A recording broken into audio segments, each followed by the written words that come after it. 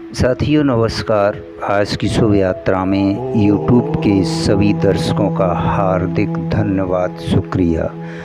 पांतजल योग सूत्र योग दर्शन सूत्र 26 में कहते हैं, निश्चल और निर्दोष विवेक ज्ञान हान का उपाय है। साथियों, इस अविद्या के कारण पुरुष आत्मा तथा प्रकृति मिले हुए ज्ञात होते हैं।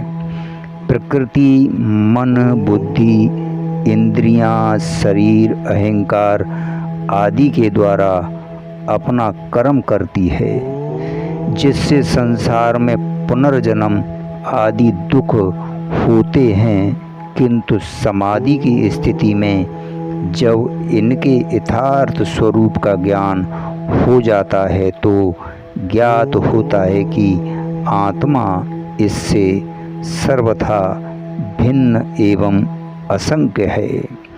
साथियों, इस प्रकार आत्मा और प्रकृति की भिन्नता का ज्ञान हो जाने को ही यथार्थ ज्ञान अथवा विवेक ज्ञान कहते हैं।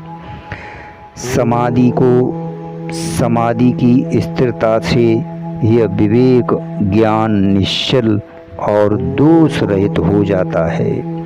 इसमें किसी प्रकार का भी मल नहीं रहता।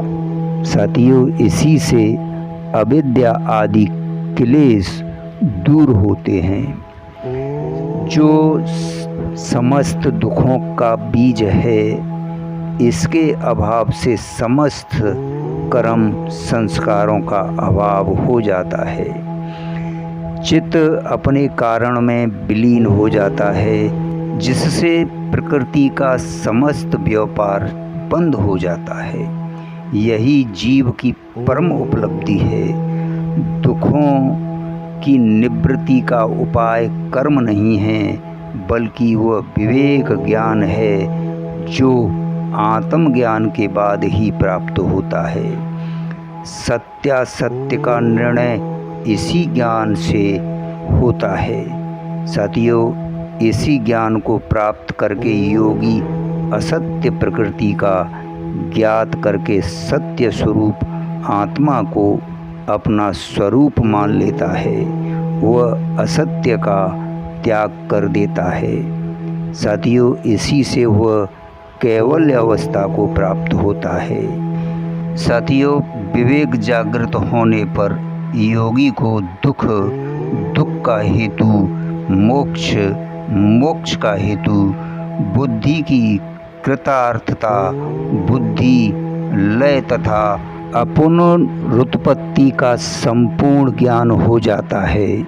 यही विवेक ख्याति है, यही दुख नाश का उपाय है। साथियों, धन्यवाद, शुक्रिया।